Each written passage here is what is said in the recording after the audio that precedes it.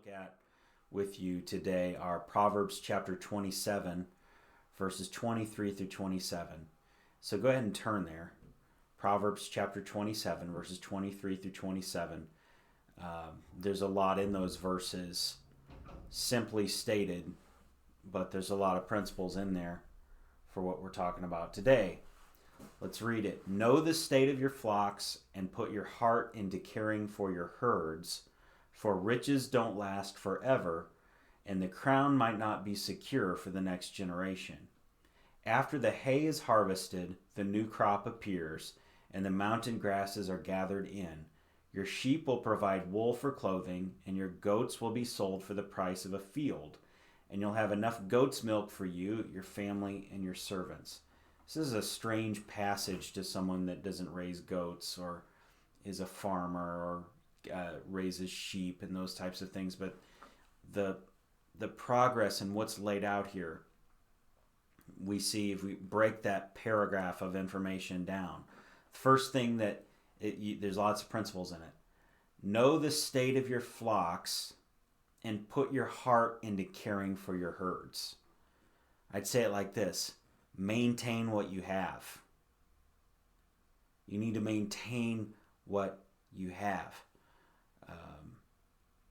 Not, I got to have bigger, I don't have the resources, I've got to have better, bigger, better. What do you have? Could you be doing a better job with the resources you have? Are you maintaining it? Are you doing your best with what you have right now? That's what God expects of us, is to do our best with what we have before increase comes. Know the state of your flocks. Put your heart into caring for your herds. You should know. You should be on top of your stuff. And you should have your heart into doing a good job with the things that you have. So that's the first thing that we see. Maintain what you have. It goes on. Riches don't last forever, and the crown might not be secure for the next generation. What does that mean? That means you have to plan for your future, because how things are now, just because it's working for you now doesn't mean it's going to be working for you 10 minutes from now, 10 days from now. Things change. It's saying everything's okay, but we could get a new president and the rules change. You've got to plan for the future. You've got to be ready to adapt. You've got to be doing your best with what you have. You've got to be thinking about the future and ready to adapt. Then it says, after the hay is harvested, the new crop appears. What's that mean? There are seasons that come to a close and new seasons are going to begin, and you got to be ready for the new season with the new crop. So things change. You have to be prepared that there's a long game in what we're doing, and some of our strategies, some of our methodologies might change. Don't get emotionally attached to a certain way of doing things because it's how you've always done it. Understand there's a bigger picture. You have to keep the bigger picture in mind, not this is what I do. This is how I do. And prepare for new crops. There's a study Pastor Chris McMichael talked about with monkeys, where they had a group of monkeys, and then there was a banana up on a ladder above this group of monkeys. And so in this test, anytime a monkey would, it was like 5 monkeys, anytime a monkey would climb the ladder and to try and get the banana, the hoses would come on and would soak the monkeys. And so anytime someone tried to get the banana, they'd get soaked and they'd get hosed. And so what the monkeys started to do is they would actually start beating up the monkey that was climbing the ladder. And so they wouldn't get the banana. And then they started rotating monkeys out and rotating new monkeys in. And so new monkeys would get rotated in, and that they would just start to climb that ladder for that, and they would get a beat down. And the new monkeys learned, when the newer monkeys come in, we beat down the monkeys that come in because we don't want to get hosed. Well, so they started knowing, if you climb the ladder, you beat up the monkey that climbs that ladder even without having experienced the hose. And so they rotated them out until all new monkeys where no one knew, no one experienced the water coming on. No one did that, but they knew what we do is if you climb the ladder, you get beat down. You get in trouble with the other monkeys. So they didn't climb the ladder, even though none of them knew the backstory on the reason that all started in the first place was because if a monkey climbed the ladder, the hoses would come on. And it was an example that we will just start doing things, and, well, this is what you do. But circumstances change, and you want to be prepared to adapt and not be like the monkeys in the experiment, all right? Then it says the mountain grasses are gathered in. This is their gathering provisions. You should be conscientious. What's my resources? What do I have? How can I be doing a better job? What's some tools that I can take advantage of? Gathering provisions, spending time doing that. There's really no downtime. It's like, well, just waiting on the new season. No, you can be gathering. You can be doing something. It says sheep will provide wool for clothing. Goats will be sold for the price of a field.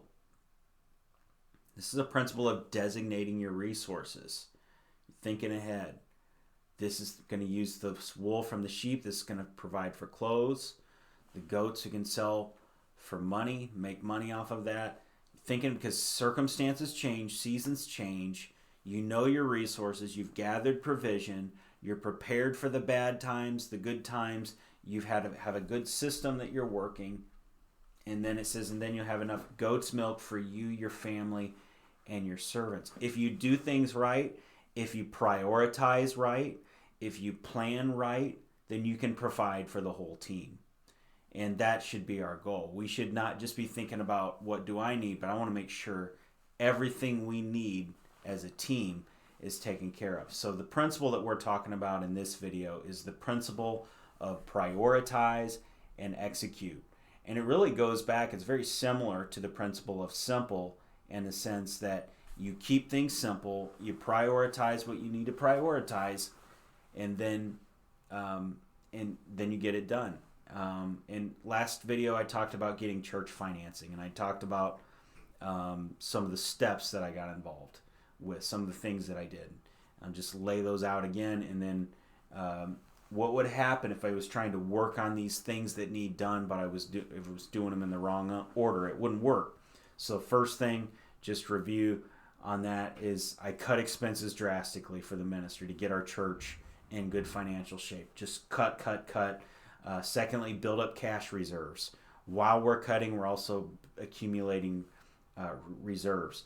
Thirdly, maintaining an excellent payment history, staying on top of making sure we're paying on time on our bills, that we have a great payment history. Fourthly, sell the building. Selling the 6,000 Gordon Drive property was a big step, one of the biggest steps that we could take to being in a better position financially. Fifthly, I had to prepare portfolios about our church, about our ministry, about our finances, what we do with financial information, so that I can present to banks that would be attractive and well put together, so that they would want to give us money.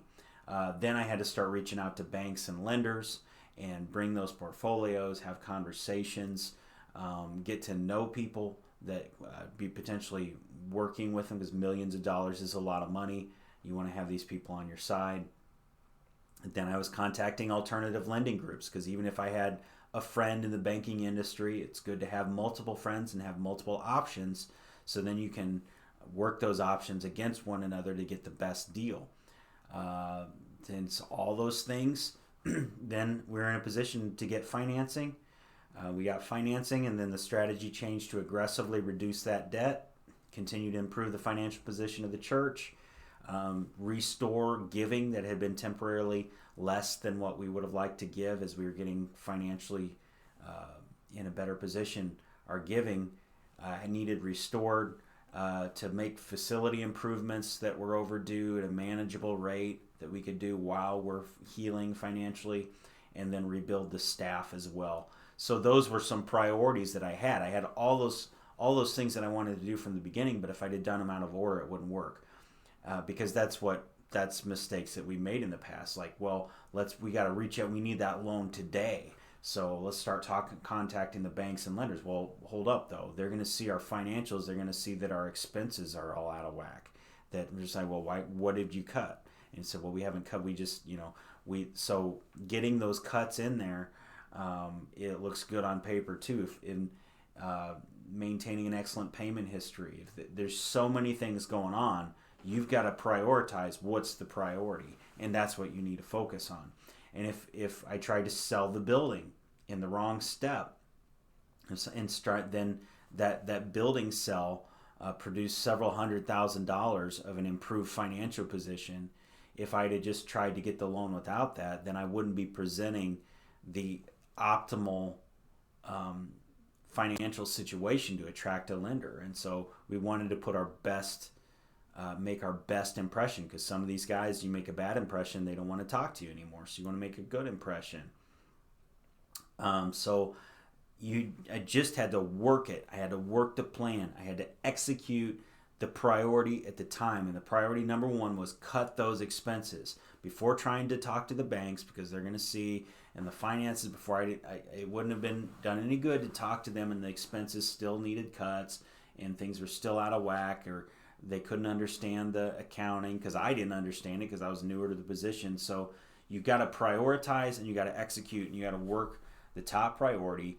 It was an overwhelming mess, okay? So you have to survive it by prioritizing what's the main thing now. That's what I need to be working on. Get that taken care of. Move to the next priority.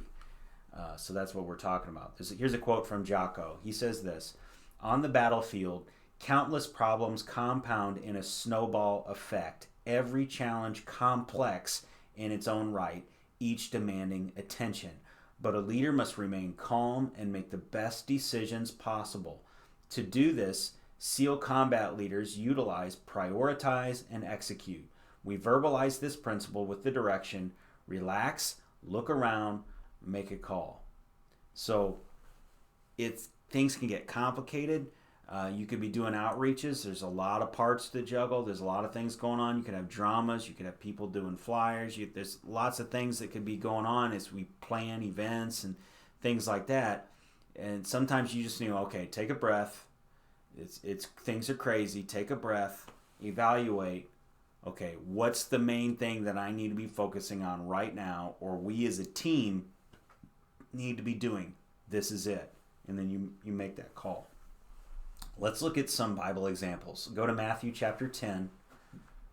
Matthew chapter 10. We're going to see some prioritize and execute principles in the instructions of Jesus when he sends them out in Matthew chapter 10 to do a missionary assignment. They're going in, they're going to blitz the neighborhood of Galilee, sharing about the Messiah, doing the works of Christ to prepare people that the kingdom of heaven is at hand. So verse 1 of Matthew chapter 10, Matthew chapter 9 backing it up, Jesus is saying, he's moved with compassion. He says these people are like sheep without a shepherd. And he sees, I want to be able to reach more people. I have to multiply that anointing in other people. Matthew chapter 10 verse 1, and when he had called his 12 disciples to him, he gave them power over unclean spirits to cast them out, to heal all kinds of sickness and all kinds of disease. So he gave them something. You've received something. God's given you something as part of regiment.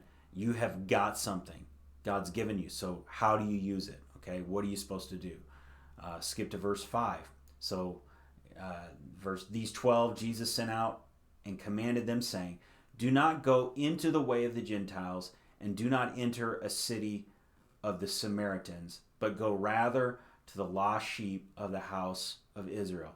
So right there, this is your mission. You've got this power. Here's your mission. Do it. What's your priority? It's Israel right now.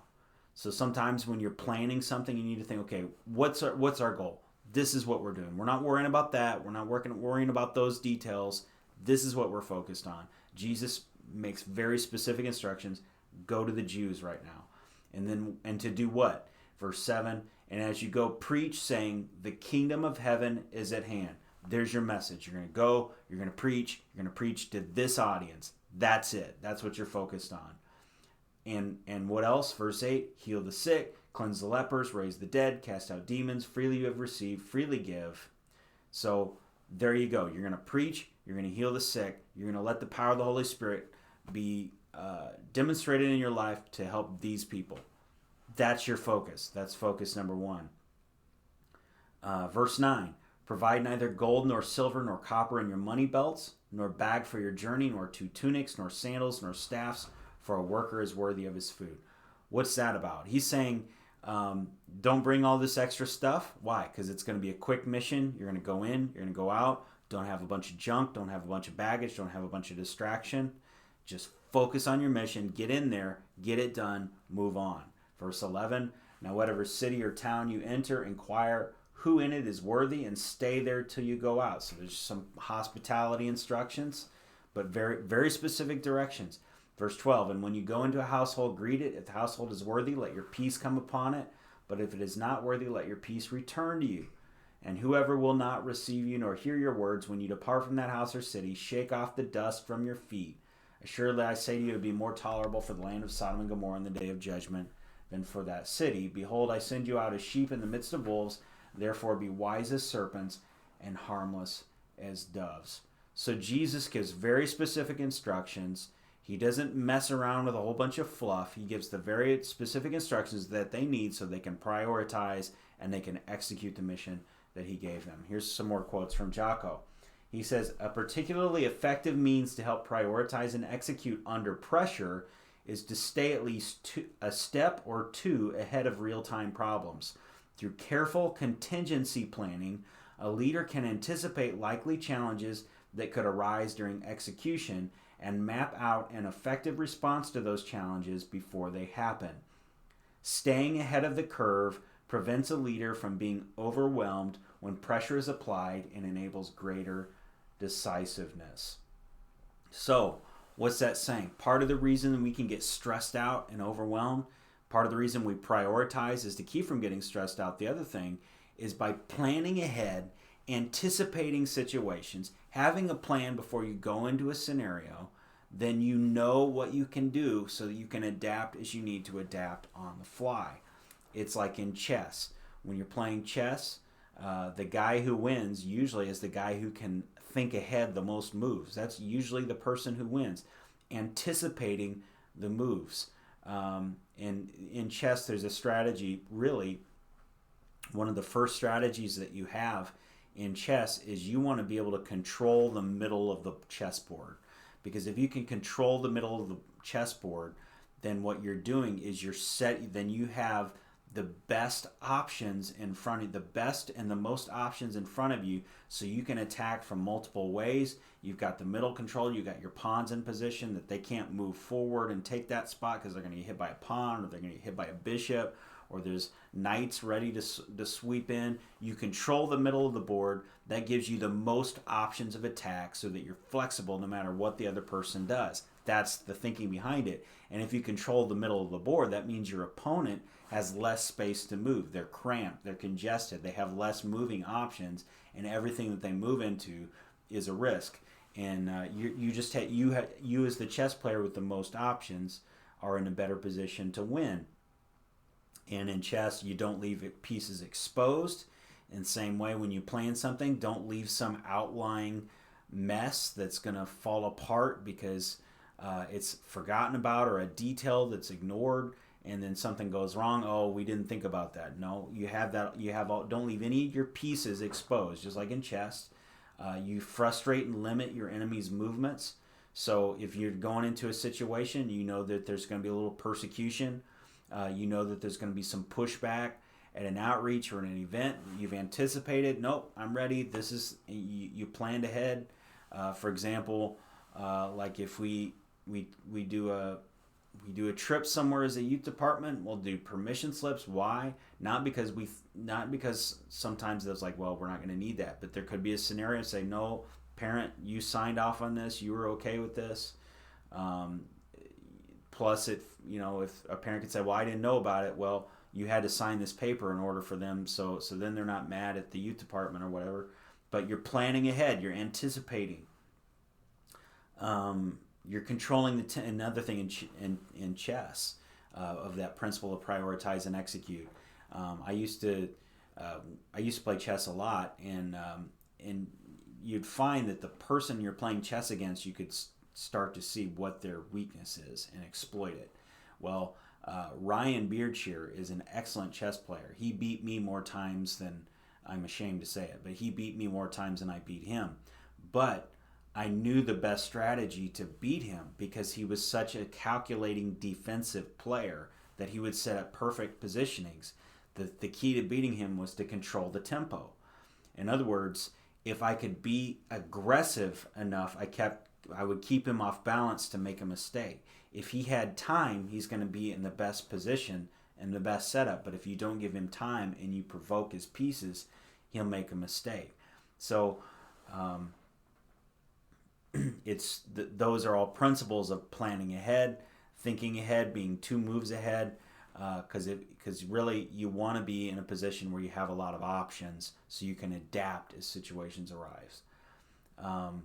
Another thing we could look at is the financial statement in terms of prioritizing and executing. So here's some financial terminology for you. Income, you know what that is. There's a distinction, active and passive income. Active income is the money that you're earning. Passive income is the money you're making off of an investment, essentially. If you're going to understand money, those are important concepts. Another obvious concept is expenses. Expenses are your bills. They're the things you're spending: food, lodging, gas, those types of things.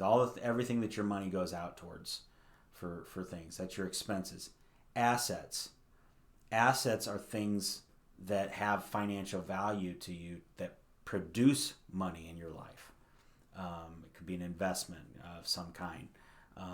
It's not necessarily money itself, but it's something that produces money in some form. Liabilities. Liabilities are things that aren't an expense in themselves. They're the things that create expenses. A car payment, a house payment. So the house, you're making payments on that thing. That's a liability. Debt is a liability. Cash flow. This is how much money that you have after expenses. And so anyway, the understanding those basic terms, you're going to prioritize and execute a good financial strategy, and to keep it simple, this is how to get wealthy, okay? Biblically, this financial strategy will work for you if you will apply it.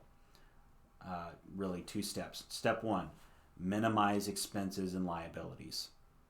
So minimize expenses so you're not blowing money on things that you don't need, but you can't fully get rid of expenses, right? Because you got to live. And you don't want to minimize expenses to the point where it's not even any fun to live, because that would be bad. So, but you can minimize expenses. You can't remove them. You can minimize them. And liabilities. Liabilities are the things that create debt. So you minimize liabilities. You pay off that car, you don't have a car payment. You pay off that house, you don't have a house payment. Pay off that boat, you don't have a boat payment. Pay off whatever it is that you pay off those credit cards, you don't have a credit card payment. Those are liabilities. And we know that. But the other strategy, so if your spending's out of control, that's the first thing you got to do. Prioritize. I'm cutting my spending. Where can I make cuts? That's step 1. Then the next thing that you do, so in general, you want to minimize expenses and liabilities as a general rule. And also, you want to increase your income and assets. Because normally we think of income as, well, I don't make enough money. I need a bigger paycheck. But really, just as liability impacts your expenses more than anything else, your liability is like a super expense, because it's an expense that keeps coming and coming and coming. So you eliminate a liability, you remove that. It's like removing that expense from your life multiple times. It's like a super expense. An asset is like a super income. And really, for people that get wealthy in a biblical manner, not in a greedy sense, I don't advocate anyone go get greedy and chase after money, because then a lot of people get off doing that. But an asset is like super income, and the people that just say, I need to make more money, are usually, they're not going to make that much money in their life. If that's what they're focused on, is if you're focusing on, I'm going to have a lot of money because I have a big paycheck, that's not really wealthy thinking, because that's really a smaller part. Just as an expense is so much smaller than a liability, your income, your paycheck is so much smaller than an asset, because an asset is something that pays you, that you don't have to keep working for. An asset could be something that you own, that you get dividends for. Like, it's like money making money for you. It's a rental property. It's a stock. It's a bond. It's some it's cryptocurrency. It could be anything, but it's something that's making money that you're not having to work for. So an asset, it's something that has value. It could be something that's accumulating value that you can sell, like your house. You could be, if your house is paid off, then you have equity, and equity is an asset that if you sell that, then that produces finances that you can use in another way. So if you prioritize and execute, minimize expenses and liabilities, increase income and assets, not just bigger paycheck, but actual, I'm going to have a strategy to purchase and invest in some kind of asset that's going to produce a financial return. That strategy is a solid strategy. But you got to prioritize, because if you don't prioritize, your expenses are going to continue to grow. You're never going to have money to make an asset because you still have liabilities and you have so much debt that you can't afford to do it. So you see how that works? Keep it simple. Prioritize, execute. More from Jocko. He says this: just as in combat, priorities can rapidly shift and change.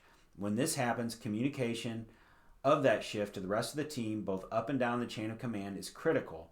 Teams must be careful to avoid target fixation on a single issue. So you got to be flexible, and you've got to understand that you need to communicate what's going. You know, if you're planning something, you have to coordinate with the other team members so that everybody knows the change that needs to happen. Talk to all the people. Communication is hugely important in anything that we do. And then don't get fixated on your little part. I know people that have businesses that are uber talented, but they fixate on a tiny little thing and then neglect the larger scheme of things. They can't be successful because they get so fixated on one little part that they're not keeping the other parts in mind, and you can't do that. You have to have the big picture. You can't lose yourself in the details. Look at Paul. Paul, in his missionary journeys, he is an excellent example of prioritize and execute, because he never lost sight of his mission, and he was unstoppable.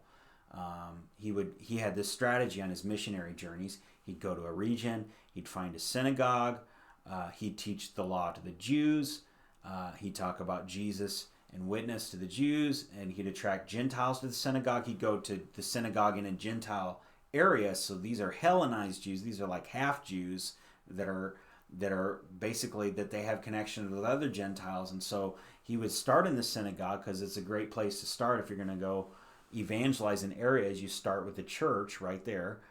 You teach them, then you get Gentiles saved. You get kicked out of the synagogue, but he'd keep preaching. He'd adapt. That the plans would change. They'd kick him out. He didn't plan on getting kicked out, but it would happen over and over again. But he would keep preaching. But because he had that opportunity, he would make contact with Gentiles, and he was able to form, establish new converts, plant churches. Then he'd move to a new area, and he'd repeat, same strategy. He'd go into a new area. Where's the synagogue? He'd preach there, get people saved. People would hate him. He'd get kicked out. He'd start preaching with other people that he made with contacts there, and this happened all the time. And he had to be flexible because circumstances got crazy. Acts chapter 16. Look there, verse 6. This is an incident that happened that just illustrate this principle of prioritize and execute, because you don't always know what to do and things get complicated. Acts 16 verse 6. Now when they had gone through Phrygia and the region of Galatia, they were forbidden by the Holy Spirit to preach the word in Asia. After they come to Mysia, they tried to go into Bithynia, but the Spirit did not permit them. So passing by Mysia, they came down to Troas. And a vision appeared to Paul in the night. A man of Macedonia stood and pleaded with him, saying, "Come over to Macedonia and help us." Now after he had seen the vision, immediately we sought to go to Macedonia, concluding that the Lord had called us to preach the gospel to them. What's crazy here is that's just a few verses, but it describes a struggle that he had was, I don't know where I'm supposed to go. But what did he do? He kept going anyway. It's like, no, not going there. Okay, not going there. The Holy Spirit won't let me go here. And so then he goes to Troas, and he's basically, if you know the map, he's like pushed, he's gone through this region, can't go north, can't go south, so he just keeps going the direction that he's going toward. Now he's at Troas, which is like a port city. He's like the edge of the map, okay? Macedonia is across the lake, okay? The sea, rather. It's not a lake. But this is a huge area. And so this is a stretched out period of time of confusion of, I don't know what I'm supposed to do. But what did he do? He kept going.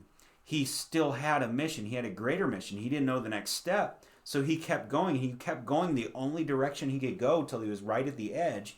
And then God speaks and he says, go over here to Macedonia. And in the picture there is God doesn't steer a parked car.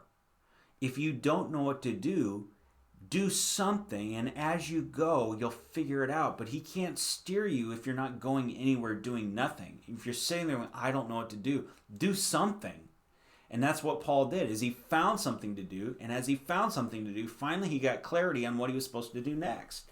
And so then he goes over to Philippi in the region of Macedonia, and guess what? His strategy, find a synagogue. There is no synagogue. He actually leaves Asia Minor, and he goes to Europe. He's now ministering on a new continent, farther away from home than he's ever gone. He's preaching the gospel. He goes over to Europe, and he's in Philippi, and they don't have a synagogue in Philippi. So what's he do? He finds a woman's Bible study, essentially by the sea, and he starts with this group of women. He gets thrown in jail. His plans get interrupted over and over again. He goes to jail. So he gets the jailer saved. They kick him out of town, but now there's a new church plant. So he's just adapting, and priority. What's the mission? Preach the gospel. Preach the gospel. Bad stuff keeps happening. He keeps going. He just adapts. He keeps going. And that's how it's going to be. And then he gets kicked out of cities. People try and kill him. So finally he ends up in Athens. In Acts chapter 17, you can go there. And he's in Athens because he got kicked out of Berea, where he was, and he got kicked out of Thessalonica before Berea. He's in Athens. Half of his missionary team are stayed behind trying to minister there, and he can't stay there because it's not safe. So he's in Athens waiting for his missionary team. And so then what's he going to do? I'm going to preach the gospel in Athens. Go to Acts 17, verse 16. It says, now while Paul waited for them at Athens, his spirit was provoked within him when he saw that the city was given over to idols. Therefore he reasoned in the synagogue with the Jews and with the Gentile worshippers, and in the marketplace daily with those who happened to be there. So while he's waiting, he keeps going. I'm preaching the gospel, so I'm waiting on my team. I could sit here. I'm going to take a vacation. People are going to try and kill me. No, he keeps working for the Lord. He keeps working the mission.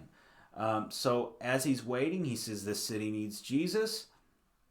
He starts to preach to the Jews in the synagogues. He's getting nowhere. They don't want to hear it. He's preaching to these Gentile pagan worshipers. They don't want to hear it. He's in the marketplace. So like, okay, they're not listening. These other religious people aren't listening.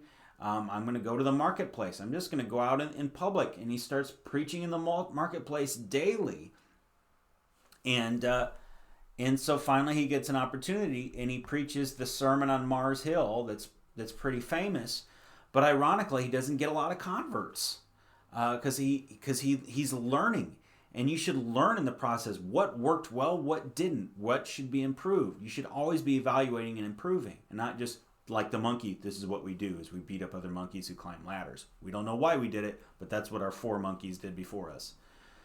So then he leaves Athens, and he's in Corinth now, and he's out of money, and he has to get a job. He was like ministering 7 days a week. Now he's like he'll minister on the weekends, but he needs to make some money, so he's tent making because his other missions team has got other works going on that they need resources likely, and he's having to adapt. But he learned something in Athens, because in Athens he tried to reach them with a real intellectual message, and he learned, nope, that's not what I'm going to do. And so in Corinth he took up a different strategy altogether, and this is what he wrote about in 1 Corinthians 2 verses 1 through 5.